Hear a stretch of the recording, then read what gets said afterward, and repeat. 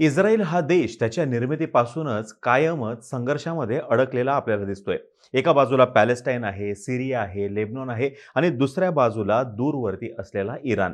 आणि यांच्यामध्ये कायमच संघर्ष होत आलेला आहे आणि यामुळेच इस्रायल जो आहे कायमच युद्ध मोडवरती असतो. इस्रायल हा छोटा देश पूर्णपणे अमेरिकेच्या डिप्लोमॅटिक आणि मिलिटरी सपोर्टवरती अवलंबून आहे आणि अमेरिकेने सुद्धा प्रत्येक वेळेस इस्रायलला प्रत्येक टप्प्यावरती मदत केलेली आहे.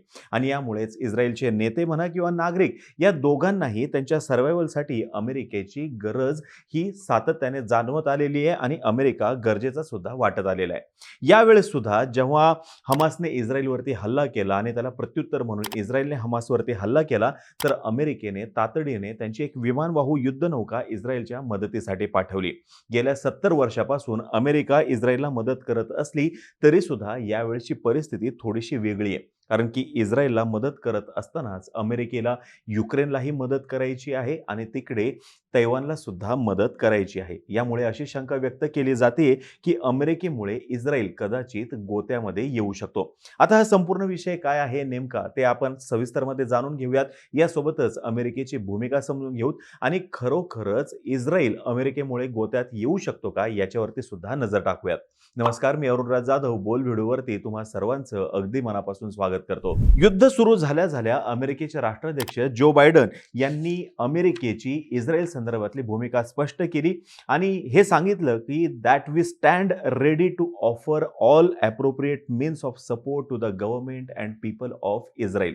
थोडक्यात त्यांनी इस्रायलला या ठिकाणी कमिटमेंट दिली की आम्ही तुमच्या सोबत उभे आहोत म्हणून. पण त्यांनी हे लक्षात नाही घेतलं की अमेरिका सध्या युक्रेनला सुद्धा शस्त्रास्त्र आणि दारुगोळा पुरवते आणि चीनच्या विरोधात तैवानला सज्ज करण्यासाठी सुद्धा मोठ्या प्रमाणात मदत करते. आता जो काही अभ्यास केला जातोय अमेरिकेची एकूण सज्जता, अमेरिका नेमकं किती शस्त्रास्त्र किंवा ॲम्युनिशन सप्लाय करू शकते या संदर्भात, तर हे लक्षात आलं की अमेरिकेची शस्त्र आणि दारुगोळा प्रोव्हाइड करण्याची जी क्षमता आहे, सप्लाय करण्याची जी क्षमता आहे ती येणाऱ्या काळामध्ये कमी पडू शकते आणि यामुळे अमेरिका इस्रायलला शस्त्र आणि दारुगोळा पाहिजे तितक्या प्रमाणामध्ये पाहिजे त्या वेळेमध्ये पोहोचवू शकेल का, ही सगळ्यात मोठी शंका आहे.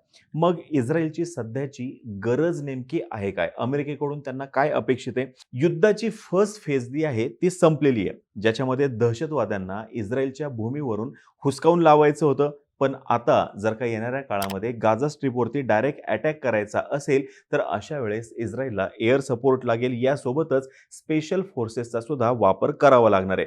लेबनॉन बॉर्डरवरती हेजबोल्ला आहे, त्याला इराणचा सपोर्ट आहे. यामुळे येणाऱ्या काळामध्ये मोठं युद्ध होण्याची शक्यता नाकारता येत नाही आणि जर का हे युद्ध झालंच तर ते निश्चितपणे जास्त कालावधीसाठी असू शकतं, ज्याच्यामध्ये मोठा पैसा लागू शकतो आणि जो की फक्त आणि फक्त शस्त्र आणि दारुगोळा यांच्यासाठीच खर्च होणारा असू शकतो, ज्याला टाळता येणार नाही.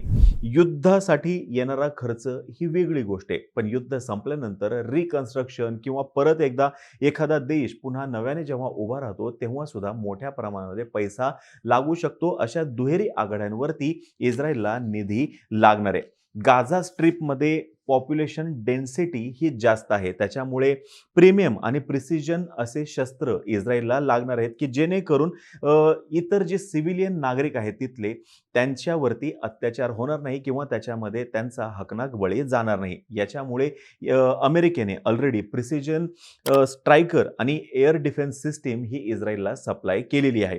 आता याच्यातील विशेष बाब म्हणजे वेपन्स जनरली समुद्रामार्गे पाठवले जातात, पण यावेळेस ते एअरलिफ्ट केले गेले कारण की गरज तितकी तातडीची होती.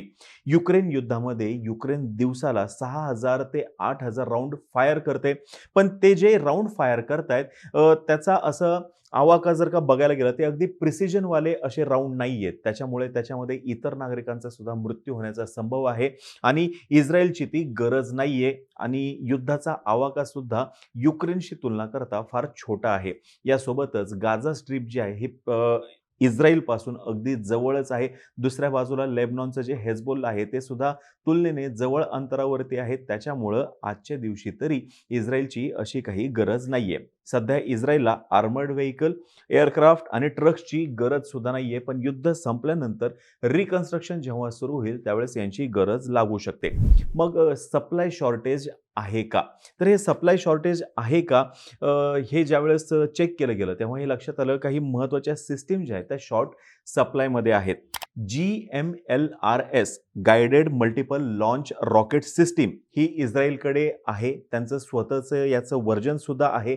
पण येणाऱ्या काळामध्ये जर का याची इन्व्हेंटरी कमी पडली तर मात्र अमेरिकेकडून ते मागवू शकतात आणि अमेरिका त्यांना पुरवू शकेल का याच्याविषयीची एक शंका आहे. दुसरं आहे ATACMS म्हणजे आर्मी टॅक्टिकल मिसाईल सिस्टीम. ही जनरली लाँग रेंजवाली सिस्टीम आहे. आजच्या दिवशी इस्रायलची ती गरज नाहीये कारण की मी मगाशी म्हणलं तसं जर का गाझा स्ट्रिपवरती हल्ला करायचा आहे किंवा लेबनॉनमधल्या हिझबुल्लावरती हल्ला करायचा असेल तर त्यांच्यातलं डिस्टन्स जे आहे हे तुलनेने कमी आहे. या ठिकाणी लाँग रेंजवाल्या या सिस्टीमची गरज लागणार नाही. पण जर का सिरियाच्या अगदी अंतर्गत भागामध्ये हल्ला करायचा असेल, अटॅक करायचा असेल तर निश्चितपणे ही सिस्टीम लागू शकते आणि अमेरिका ही किती वेळामध्ये त्यांना ही सिस्टीम सप्लाय करू शकते याच्याविषयी सध्या वेगवेगळी मतमतांतर आहेत. अजून एक महत्त्वाची सिस्टीम आहे ती म्हणजे आयर्न डोम.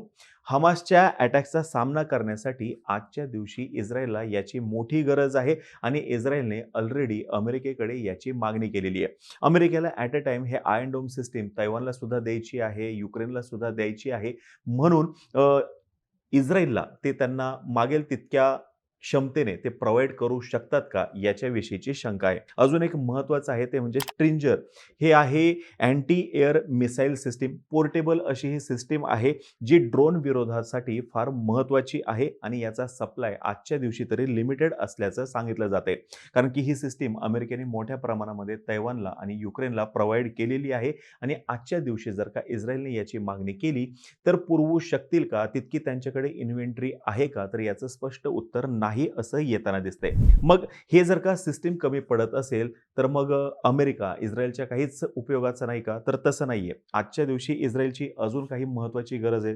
इंटेलिजन्स सपोर्ट त्यांना फार महत्त्वाचा आहे. स्पेअर पार्ट्स सुद्धा फार महत्त्वाचे आहेत. आता बघा युद्ध हे काही कायम सुरू नसतं. त्याच्यामुळे जे काही त्यांच्याकडे एकूण सिस्टीम आहे युद्धासाठीची म्हणजे त्याच्यामध्ये गन्स आल्या, टँक्स आले, आर्मर्ड व्हेइकल्स आले, तोफा आल्या, विमान आले, इतर सगळे जे काही आहेत हे काही पूर्णपणे ॲक्टिव्ह नसतं, पूर्ण क्षमतेने ॲक्टिव्ह नसतं. मग ज्यावेळेस पूर्ण क्षमतेने युद्ध सुरू होतं त्यावेळेस स्पेअर पार्ट्सची मागणी मोठ्या प्रमाणामध्ये असते आणि हे स्पेअर पार्ट्सची इस्रायलची गरज आजच्या दिवशी मोठी आहे आणि या स्पेअर पार्टसाठी ते अमेरिकेवरती अवलंबून आहेत. आता विशेष सांगायचे म्हणजे जे स्पेअर पार्ट्स इस्रायलला लागतायत ते स्पेअर पार्ट्स युक्रेनला सुद्धा लागतायत आणि तैवानला सुद्धा लागतायत. त्याच्यामुळे यांना सप्लाय करता करता अमेरिकेची कसरत होणार आहे. अजून एक महत्त्वाचा मुद्दा, युद्ध जितकं कमी कालावधीसाठी असेल तितकं इस्रायलची अमेरिकेवरती अवलंबून राहण्याची गरज कमी असणार आहे. पण जर का युद्ध लांबत गेलं तर मात्र इस्रायलच्या गरजा वाढू शकतात. ॲम्युनिशनच्या वाढू शकतात, परत स्पेअर पार्ट्सच्या वाढू शकतात. यासोबतच काउंटर ड्रोन सिस्टीमच्या ज्या आहेत त्यासुद्धा वाढू शकतात आणि सगळ्यात महत्त्वाचं फंडिंगसुद्धा त्यांना लागू शकतं. आजच्या दिवशी मिलिटरी एड म्हणून $4 बिलियन आसपास वार्षिक निधी त्यांना मिळत आलेला आहे आणि येणाऱ्या काळामध्ये युद्धाचा खर्च याच्यातून निघेल का? तर बिलकुल निघणार नाही. त्याच्यामुळे त्यांना जास्त मदतीची गरज लागणार आहे.